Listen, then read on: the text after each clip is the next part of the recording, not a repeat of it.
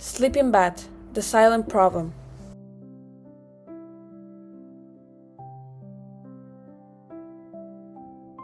Sleeping is a common thing that everyone does every day, like drinking water, eating, and a house. It is a basic human need. But people, without knowing, sacrifice their sleep hours without even knowing the consequences that not sleeping can bring. Phrases like, "Today I'll sleep at 2 a.m. I am going to sleep late. Just 30 minutes more." But what will happen if sleeping is no longer a habit? It becomes a choice, and later, something impossible. But have you ever asked yourself, what happens when sleeping badly is no longer occasional and becomes a daily habit?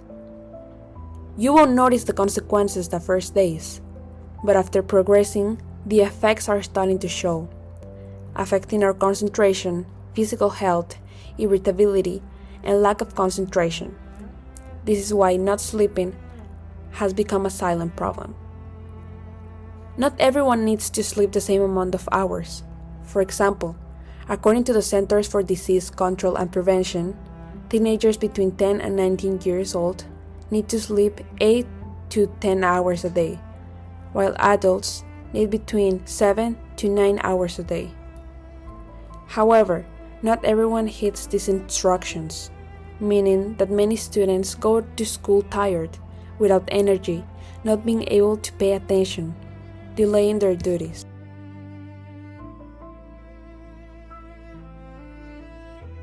What happens to the brain when you are not sleeping enough? While sleeping, our brain doesn't shut down. It is more active than what we think. Essential things while sleeping happen, like memory consolidation, emotional regulation, cellular repair, and removal from waste to the brain. When we do not sleep enough, our brain doesn't work the same. The prefrontal cortex that helps us think, make decisions, and concentrate becomes slower.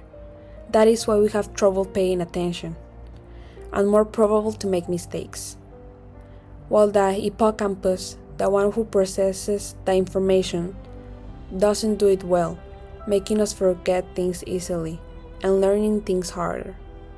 There is a thing that helps us clean our brain while sleeping called the glymphatic system, but if we don't sleep our determined hours, that cleaning doesn't occur. So for example, staying up all night to study doesn't improve our memory or results. It does the opposite. Physical and emotional consequences. The body loses hormones equilibrium like cortisol, also known as the stress hormone, melatonin, the one that helps your body to sleep at its hours, and insulin. This one regulates your blood sugar, and when those are not regulated, your body feels more hungry, tired, and there will be less defense from the immune system. Other changes you will note are irritability, anxiety, difficulty managing emotions, etc. While the physical consequences are gaining weight because of the hormonal imbalance, headaches, and muscular tension because the brain and body are overloaded and cannot relax. Why are we sleeping badly? Screen before bed. Blue lights that cell phones emit affect the melatonin production. When natural sunlight goes down, our brain interprets it as the hour to sleep, preparing our body to sleep. When you see your phone at bedtime, your brain thinks the light, believing it's not the time to sleep. Stress. Our body emits the alert system releasing cortisol. This hormone makes you stay awake and focus, not allowing the body to feel relaxed. All this delaying your sleep hour, making you wake up in the night and not have a deep sleep. Caffeine and energy drinks. Caffeine blocks adenosine, the one which causes you to feel tired. When it blocks it, your brain doesn't feel tired and doesn't feel the necessity to sleep. Bad environment. If there is noise, too much light, and an uncomfortable temperature, your brain is not capable of maintaining deep sleep phases, such as REM sleep and slow wave sleep. Overthinking. When you think too much about what happened or what will happen, your brain continues working and analyzing information instead of relaxing. This makes your body in alert mode, increasing stress levels, making it harder for you to go to sleep. Solutions. Even though this problem is common, there are some ways to improve. Keep a consistent sleep schedule. Avoid screens 30 to 60 minutes before bed. Limit caffeine at night. Create a quiet, dark, and comfortable sleeping environment. Treat sleep as a priority, not a luxury.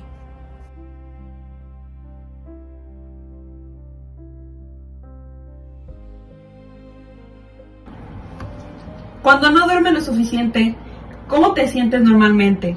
Cansada, fastidiada, sin ganas de realizar mis actividades diarias. ¿Qué suele mantenerte despierto por la noche? A mí nada, porque yo duermo toda la noche. ¿A qué hora te acuestas y a qué hora te levantas? Me acuesto a las 10 de la noche y me levanto a las 6 de la mañana para prepararme para irme a mi trabajo. ¿Qué sueles hacer después de irte a la cama? Cuando me acuesto me pongo a ver mi celular, me pongo a ver mis redes sociales, después leo la oración que me corresponde ese día. ¿Crees que las redes sociales, los deberes y las responsabilidades diarias han cambiado los hábitos de sueño de los adolescentes en comparación con generaciones anteriores? ¿Por qué? Sí han cambiado, porque ahorita en la actualidad los jóvenes se la pasan en las redes sociales y se desvelan y como están cansados, desvelados, al siguiente día no tienen la energía necesaria para realizar sus actividades. ¿Y las generaciones de antes qué hacían?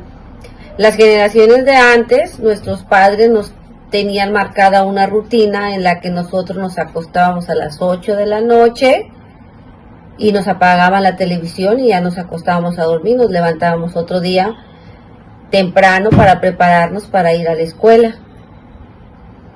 Y nosotros teníamos ganas de salir a jugar, de andar en la bicicleta, de correr, de saltar.